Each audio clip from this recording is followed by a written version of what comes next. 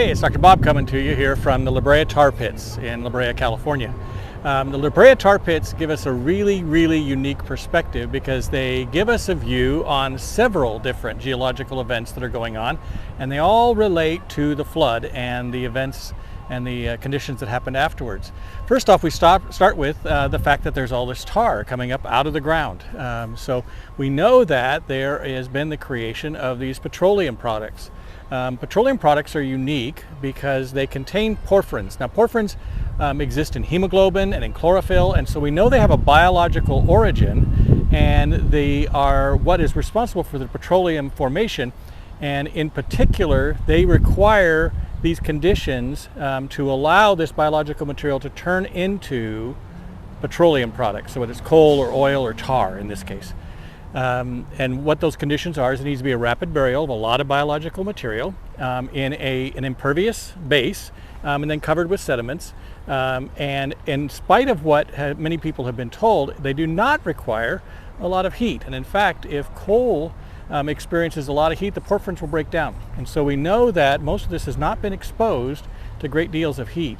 Now, if you inject water and additional heat, then you're going to get oil products that come out of it instead.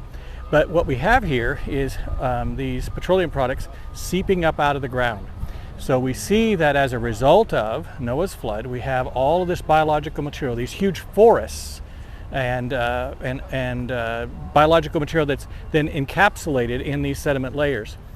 It's unique because when we look at coal and at oil, rather than being the byproduct of swamps or peat that we typically hear about, they exhibit characteristics which indicate that they're more likely from rainforest type materials.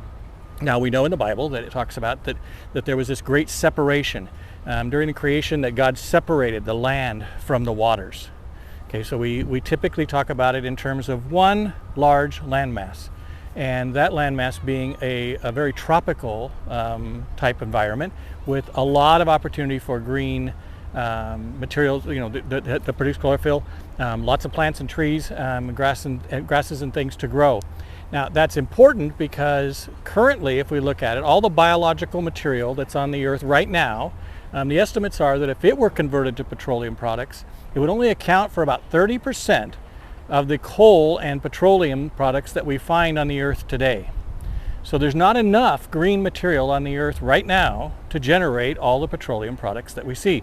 So it was a significantly larger amount of biomass that was used to form all of these petroleum products that we see.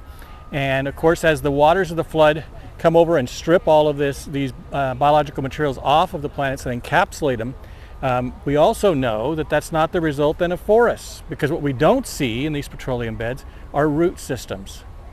Typically, they are laid on top of clay or impervious materials, so not soil and not good growing materials. So we know that this was deposited as a result of a catastrophic event.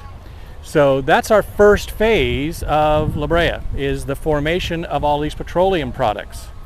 Now, the stories for years, these pits were discovered back in the 1830s, and originally the ranchers and the farmers that had them, they just assumed that these were tar pits that would bubble up, and that the bones that they would find associated with them were the result of coyotes or something like that. We now know there's over 230 species of animals that are found in these tar pits, and that they are not the animals that we typically see running around today, although you do find insects and some small mammals that are very reminiscent of animals that we see now. But you also see saber-toothed cats and camels. When was the last time you saw a camel in Southern California that wasn't in a zoo? We see mastodons, and we see mammoths and all these large mammals. In addition to some humans and other animals that are found associated with these tar pits.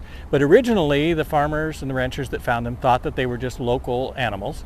But in the process of looking at them for extraction of oil products, they started discovering these saber-toothed teeth and saber-toothed skulls, and realizing these aren't the kind of animals we're seeing running around in Southern California today. And so as they began to excavate, they found that they were actually animals that existed not too long after the flood, towards the end of the ice age that followed the flood. That this would have been an area that these type of animals would have been fairly prolific. In addition to that, we see that these original pits, the assumption always was that these animals thought that it was water and they fell in. Doesn't really jive with the evidence, because what we tend to see are these bones in tangled messes, reminiscent of what we see in places like Montana or Wyoming when we have flows of water that are coming through and compacting a group of animals together. So you see damage to the bones. You see that they are in actually bone balls, where you have lots and lots of different animals' bones all intermixed together. Not to mention the fact that the first pit 36 that was excavated, its opening was only 2 feet by 4 feet and was only 11 feet deep. So it's hard to imagine great mastodons and mammoths falling in this 2 by 4 foot little hole. So we know that something else happened. So what seems to be a better explanation for the presence of all of these bones is that in the flood events that occurred after the Great Flood, so as the ice age, the glaciers begin to melt and they form these great inland seas, which then overtop and break through and cause these massive flows of water, cutting canyons and depositing large amounts of sediment after the flood, that those were most likely the kind of events that would have happened that then trapped these animals in these valleys and gathered them together and deposited them into these bone deposits. Happened multiple times, as you would have glacier waters melting, forming these great inland seas, and then those breaking through, causing these flood events. Not to mention the fact, as we're going to talk about in a minute, that this is an area of great seismic activity. So you're going to see the earth moving around after the flood in this great cataclysmic period of time after the fountains of the deep open up and start the shifting of the plates. You're going to start seeing earthquakes, which then redirect the flow of rivers and lakes and things. And so you have a lot of events going on that are causing these post-flood events. Things like what we see in Missoula and places like that. So we would have had these bones being deposited, and then and we also previously, during the flood, it had all this biological material encapsulated, which is then forming these petroleum products. And because, again, of this earthquake activity, you're going to have fractures in the earth which cause those petroleum products to be able to seep into the deposits that then contain the bone beds. So we're having two separate events that are connected by another event, the seismic activity. And so what we would have is these petroleum products coming into the bones, and as opposed to being permineralized like we see with a lot of other fossils, so what you see here are these that are preserved in these petroleum products in an oxygen deprived environment. Okay, so you're going to have now these bones encapsulated in this oil and tar and seeping up through.